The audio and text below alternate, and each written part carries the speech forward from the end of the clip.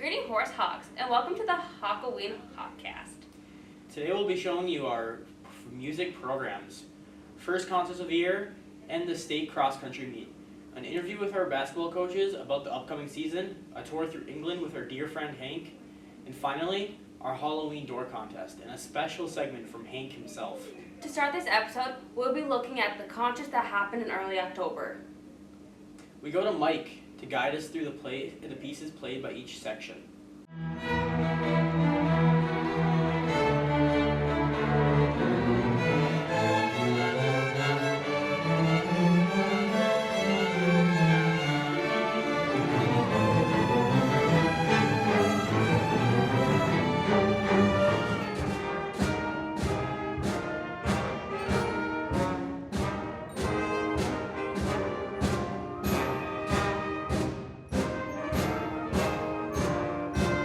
Another great concert from our Horse Hawks, and we're hoping to see a great Christmas concert coming.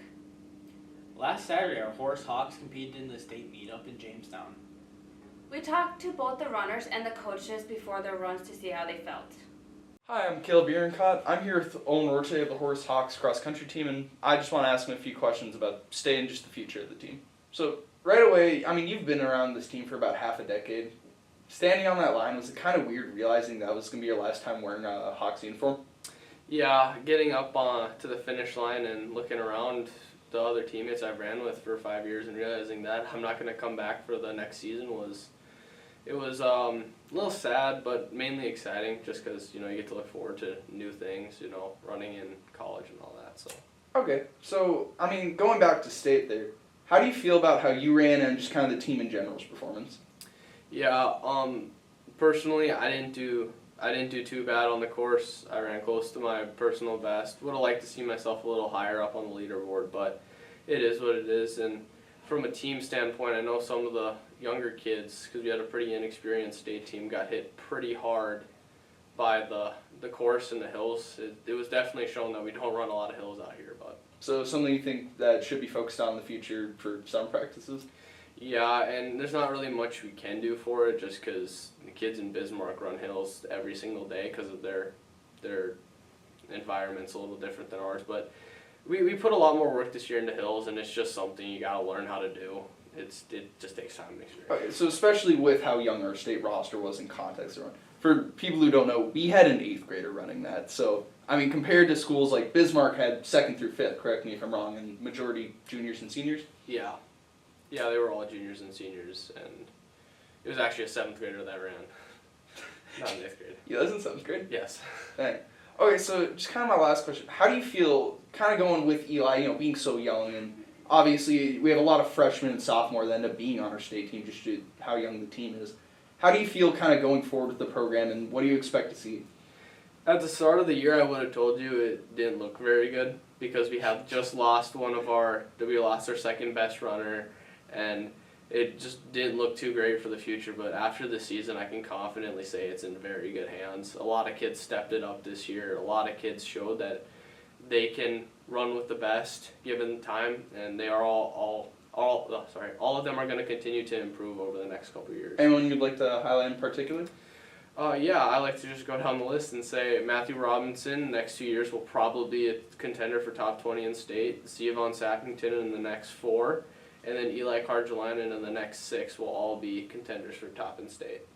Okay, well. Grady got the opportunity to take a trip to England this past week, and he decided to bring Hank with him to give us a tour of where they were going.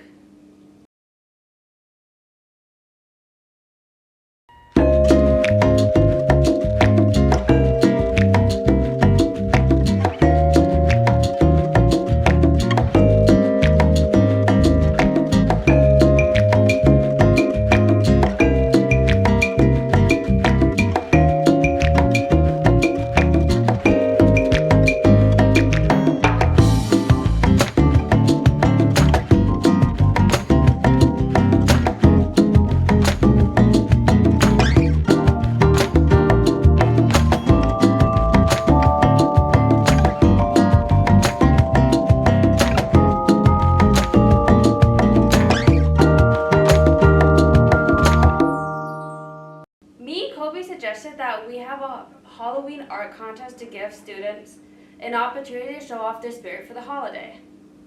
Over the last week, Academy Connect classes were challenged with making Halloween-themed doors. And we were able to see the final judging and the final decision of the winning door. Congratulations!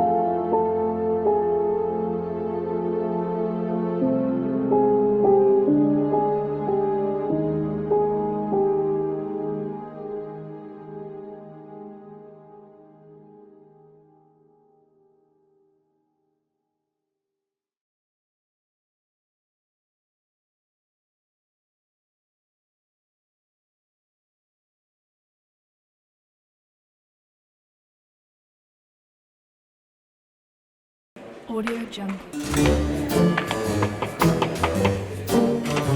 Happy Halloween, Hank!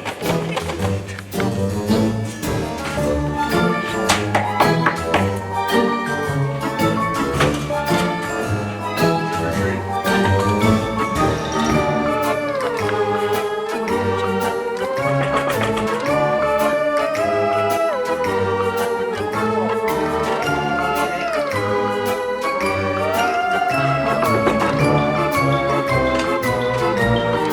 Happy Halloween, Hank! Sorry, that's all I meant. Congratulations to our winners and the creativity they used to show their Halloween spirit. Speaking of the Halloween spirit, let's see what Hank's doing to celebrate the holiday. Well, Hawks, that is the end of this episode of the Hawkcast. Until next time, look out for the future episodes and have a happy Halloween.